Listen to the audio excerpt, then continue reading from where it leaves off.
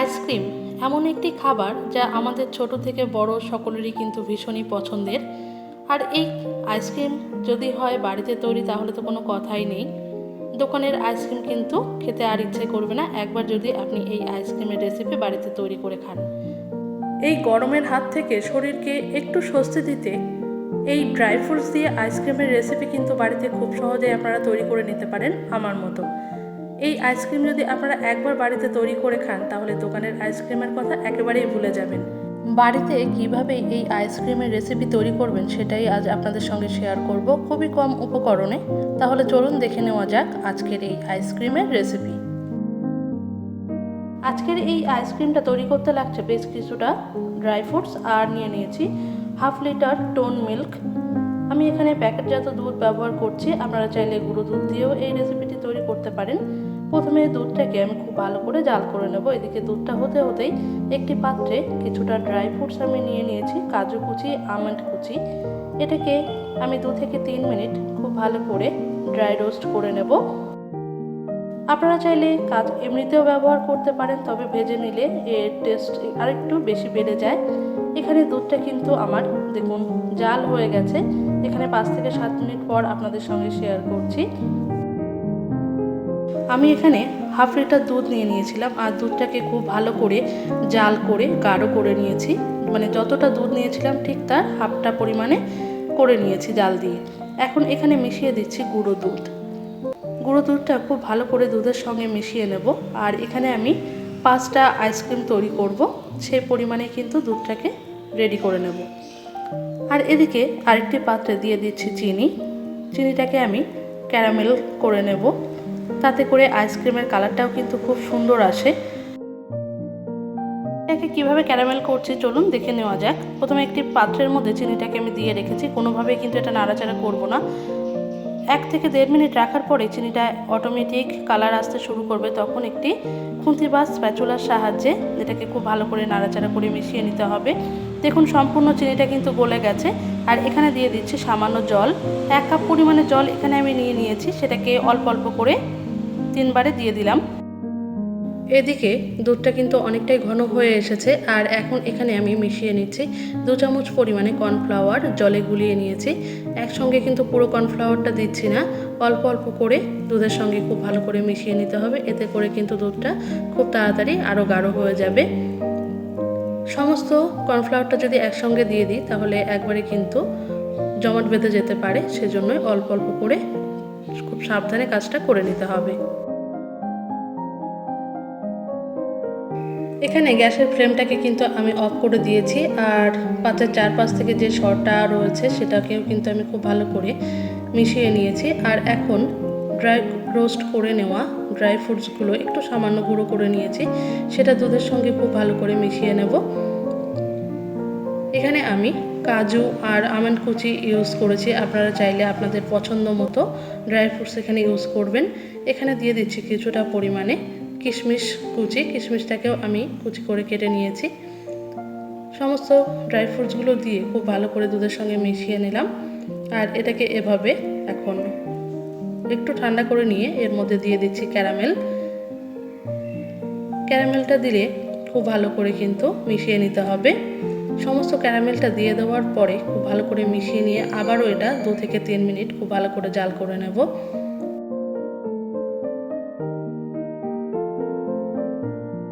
সমস্ত ক্যারামেলটা এখানে খুব ভালো করে মিশিয়ে নেওয়ার পর দেখুন কালারটা কিন্তু দুর্দান্ত এসেছে। আর এখন 2 থেকে 3 মিনিট খুব ভালো করে আবারও এটাকে ফুটিয়ে নেব। দেখুন দুধটা কিন্তু একেবারে গাঢ় হয়ে গেছে। এবার এটাকে গ্যাসের ফ্লেমটাকে আমি অফ করে দিয়েছি। আবারও খুব ভালো করে নাড়াচাড়া করে মিশিয়ে আমি একটু ঠান্ডা করে নিয়ে তারপরে আইসক্রিমটা বসাবো। এখানে সমস্ত দুধটা ঠান্ডা করে নেবার পর আপনারা চাইলে মিক্সিতে একটু পেস্ট করে নিতে পারেন, তাহলে কিন্তু কোনো দানা ভাব থাকবে না। আর আমি এখানে কিন্তু কোনোভাবে পেস্ট করছি না এটাকে, তাহলে কী হবে ড্রাই ফ্রুটসগুলো মুখে পড়লে খেতেও দুর্দান্ত লাগে। আর এখানে অ্যাড করে দিচ্ছি ড্রাই কোকোনাট। এটা আমার ঘরে ছিল অ্যাভেলেবেল, সেজন্য এটাকে আমি অ্যাড করলাম। এখানে আমি আইসক্রিম তৈরি করার জন্য এখানে কয়েকটা কফি মাগ নিয়ে নিয়েছি। কাগজের এই কফি মাগগুলো বাজারে কিন্তু অ্যাভেলেবেল কিনতে পাবেন আপনি। এছাড়াও বাড়িতে থাকা চায়ের কাপেও কিন্তু আপনি আইসক্রিমটা তৈরি করে নিতে পারেন। সমস্ত আইসক্রিমের যে গ্রেভিটা আমি তৈরি করেছি দুধ আর ড্রাই ফ্রুটস দিয়ে, সেটা কিন্তু সমস্ত কফি মাগের মধ্যে দিয়ে দিচ্ছি। সম পরিমাণে এটাকে দিয়ে দেব। আমি এখানে চাইলে মিশ্রণটাকে মিক্সিতে ব্লেন্ড করে নিয়ে তারপরে বসাতে পারতাম, তাতে করে ড্রাই ফ্রুটসগুলো কিন্তু মুখে পড়তো না। এখানে ড্রাই ফ্রুটসগুলো আইসক্রিম খাওয়ার সময় যখন মুখে পড়বে তখন কিন্তু খেতে ভালো লাগে। আপনারা এভাবে একবার হলে অন্তত বাড়িতে ট্রাই করে দেখবেন। সমস্ত গ্রেভিটা কিন্তু আমার এখানে আইসক্রিমের জন্য নিয়ে নেওয়া হয়ে গেছে কাপের মধ্যে। এখন এখানে আমি কয়েকটা ফয়েল পেপার নিয়ে নিয়েছি, আর ফয়েল পেপার দিয়ে কফি মাগের যে পাত্রগুলো রয়েছে আইসক্রিমের, সেগুলোকে খুব ভালো করে কিন্তু বন্ধ করে দেব। এতে করে কি হবে, যখন আপনি আইসক্রিমটা জমানোর জন্য ফ্রিজে রাখবেন, এর উপরে কিন্তু কোনো আইসের ক্রিস্টাল তৈরি হবে না। খুব তাড়াতাড়ি কিন্তু আইসক্রিমটা জমে যাবে।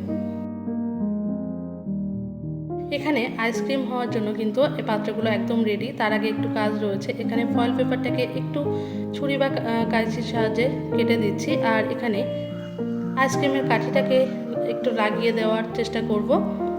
এখানে আইসক্রিমের কাঠিটা আমি নিয়ে নিয়েছি, আর এভাবেই কাঠিগুলোকে আমি এর মধ্যে সেট করে তারপরে ডিপ ফ্রিজে রাখবো। তাতে করে কিন্তু ইজিলি আইসক্রিমগুলোকে বের করে নেওয়া যাবে। আপনারা চাইলে এটাকে পরেও অ্যাড করতে পারেন কাঠিগুলো। আমাদের এখানে সমস্ত কাজ কিন্তু শেষ। এখন এটাকে 6 থেকে 7 ঘন্টার জন্য ফ্রিজে রেখে আইসক্রিমটাকে তৈরি করে নিতে হবে। নর্মালি কিন্তু 6 থেকে 7 ঘন্টার মধ্যে আইসক্রিম জমে যায়, তবে আমি 12 ঘন্টা পর আপনাদের সঙ্গে শেয়ার করছি। আর এখানে দেখুন আইসক্রিমটা একদম সুন্দরভাবে কিন্তু রেডি হয়ে গেছে।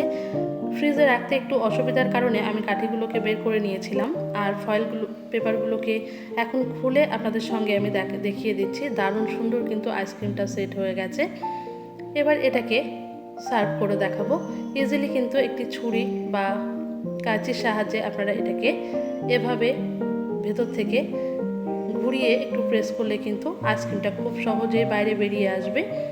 এভাবে করে নিলে কিন্তু ইজিলি আইসক্রিমগুলো বেরিয়ে আসবে। আর এখানে আমি কাঠিগুলোকে সেট করে নেব। আইসক্রিমের কাঠিটা এখানে প্রেস করে নিলে ইজিলি কিন্তু আইসক্রিমটা বাইরে বের হয়ে আসবে। দেখুন খুব সহজেই কিন্তু আইসক্রিমটা রেডি হয়ে গেছে, আর দেখতে কতটা সুন্দর হয়েছে আপনারা দেখতেই পাচ্ছেন। বাকি আইসক্রিমগুলোকেও কিন্তু ঠিক একইভাবে আমি রেডি করে নেব। একটি ছুরির সাহায্যে বের করে নিচ্ছি, তারপরে এটাকে কাঠি সেট করে সার্ভ করব। আপনারা কিন্তু এইভাবে আইসক্রিম বাড়িতে তৈরি করে নিতে পারেন। খুব সহজেই কিন্তু ইজিলি এই আইসক্রিমগুলোকে বাড়িতে তৈরি করে নেওয়া যায় এভাবেই। আর আনমোল্ড করা কিন্তু একেবারে সহজ। এবার কাঠিগুলোকে নিয়ে এভাবে আমি সেট করে দিচ্ছি। এভাবে যদি আপনি বাড়িতে আইসক্রিম তৈরি করে খান, তাহলে কিন্তু দোকানের আইসক্রিমের কথা ভুলেই যাবেন। ছোট থেকে বড় সকলেই কিন্তু এই আইসক্রিমগুলো ভীষণ পছন্দ করবে। তাহলে ইজিলি কিন্তু আপনারা বাড়িতে একবার হলেও এভাবে আইসক্রিমটা তৈরি করে নিতে পারেন খুব সহজেই। এখানে আমার সমস্ত আইসক্রিমগুলো কিন্তু আনমোল্ড করে নেওয়া হয়ে গেছে। এখন এখানে উপর থেকে কিছুটা ড্রাই ফ্রুটস আমি ছড়িয়ে দিচ্ছি। আপনারা চাইলে এমনিতেও এটা খেতে পারেন। এটা গার্নিশিংয়ের জন্য আমি ড্রাই ফ্রুটসগুলো ইউজ করছি। তাহলে দেখলেন তো খুব সহজেই কিন্তু এভাবে বাড়িতে আইসক্রিম তৈরি করে নেওয়া যায়। তাহলে বন্ধুরা, আজকে আমার এই আইসক্রিমের রেসিপি ভিডিও আপনাদের কেমন লাগলো কমেন্টে জানাতে কিন্তু ভুলবেন না। আর আইসক্রিমের রেসিপি ভিডিওটি যদি আপনাদের ভালো লেগে থাকে, বরাবরের জন্য ভিডিওতে লাইক, অনেক বেশি বেশি শেয়ার করবেন। আর চ্যানেলকে সাবস্ক্রাইব করে চ্যানেলের পাশে বেল বাটনটাকে প্রেস করে সবসময় চ্যানেলের পাশে থাকবেন। আজ তাহলে এ পর্যন্তই। দেখা হচ্ছে অন্য কোনো রেসিপি নিয়ে অন্য কোনো ভিডিওতে। ততক্ষণ আপনারা ভালো থাকুন, সুস্থ থাকুন। আর ভিডিওটি লাস্ট পর্যন্ত দেখার জন্য অনেক ধন্যবাদ।